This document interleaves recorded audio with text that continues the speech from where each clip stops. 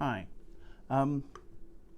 Today I'm taking a look at a very popular Napa Valley wine. This is our most searched for American wine here on the Wine Searcher website. This is Opus One. It's the 2009 vintage of that. It's a Napa Valley red blend, a Bordeaux blend. Originally, Opus One was started, the first vintage, in 1979. It was a combination between Robert Mondavi, who had his winery in the Napa Valley, and Baron Philippe de Rothschild, who owned Mouton Rothschild in Pauillac in Bordeaux. So the two of them combining to make a high quality New World Bordeaux blend in Napa. At the time that this is produced in 2009, Mondavi's winery had been taken over by Constellation, so the ownership at this stage is a combination of Constellation and Barons Philippe de Rothschild from Bordeaux. The wine's made as an estate wine. Although it was originally produced at, the first couple of vintages were produced at Mondavi's winery in California. It now has its own winery, and it's completely separate from their operations. The vineyards surround the winery in Oakville, so right in the heart of Napa. And the wine it's not pure Cabernet Sauvignon. It's 81% Cabernet Sauvignon in this vintage. There's 9% of Cabernet Franc with that, 6% of Petit Verdot, adding a bit of guts to the mid palate, 3% of Merlot, and 1% of Malbec going in there. So I'm hoping for a complex, powerful wine as a result of those grape varieties. Some very carefully tended vineyards. These guys have mapped their vines. They know them backwards. Some fantastic vineyard, actually. I mean, it's as I say, it's an estate wine, so it's always coming off the same vineyards, but it includes some of Mondavi's old Tocalon vineyard. Some really excellent fruit sources. On picking, obviously hand picking, not surprisingly, and a high degree of sorting to make sure that only the best fruit makes its way into the winery. The wine spends 17 months aging in oak, and that oak is new French oak, barrique. So top quality oak throughout, and should be giving structure and richness to the wine, and allowing the tannins to settle and really give some sort of lovely finesse to the structure. So let's have a look at the wine then, shall we? I mean, firstly, looking at the depth of colour, that's even as I slant it, I can't see through it. It's quite impenetrable. It's a deep, dark ruby red. Perhaps just gaining a little bit of bricky red at the rim. Certainly not any purple liveliness left, but just slight touch of maturity there at the rim, but generally holding its colour really very well to the edge.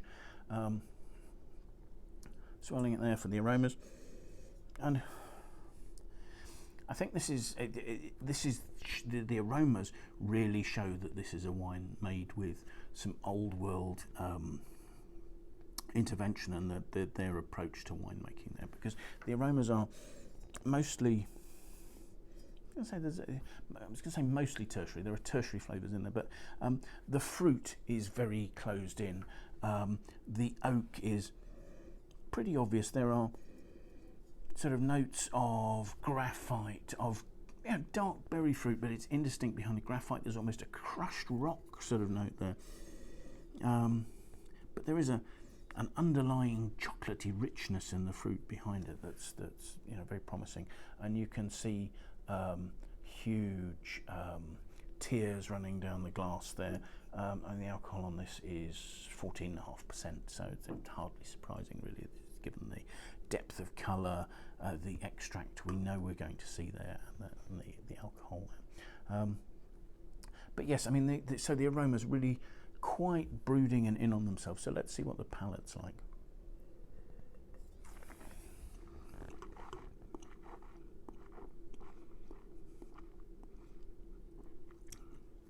Gosh, I'm saying the nose was very traditional, old world in its style, with sort of cedary notes and brooding fruit. Here, it's very new world in its style on the palate. maybe not sort of bursting fruit, but after an initial concentration on the front palate where you've got the tannins, you've got the cedary notes, there's actually quite an explosion of ripe, rich black fruit onto the back palate. That fruit is tempered by the fact that it's sort of framed by this cedary oak, but it's very well integrated there. It doesn't particularly stand out. The alcohol is in balance with the richness of the fruit.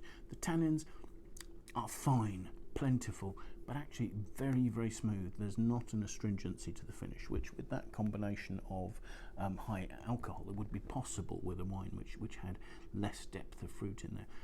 There's a real sort of rich, dark plum fruit cake centre to this wine. It still seems youthful, and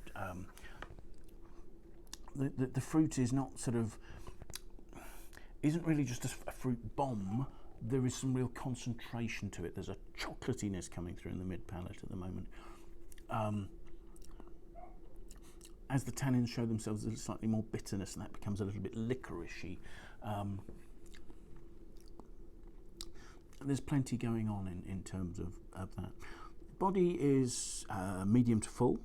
You know, it's concentrated and it's big, but it's not absolutely mouth-filling. As I say, the notes of the structure and actually some relatively fresh acidity are just pegging it back a little. So yes, a really nice combination of old world winemaking techniques layered over this sort of ebullient, rich New World fruit to create a wine that, I mean, this is still very, very young. I mean, 2009, you could quite happily keep this for another 15, 20 years, I should think, and you would still have a lovely vibrancy to the fruit at that stage. Now, in terms of cost, it certainly isn't a cheap wine. I mean, we're talking about sort of $300 to $400 in US dollars a bottle. But at the same time, I mean, that is still actually incredible value if you compare it to some of the Bordeaux first growths at that sort of age. So yeah, well worth looking at. So thank you for joining us. A fabulous bottle of Opus One 2009. See you again soon. Bye now.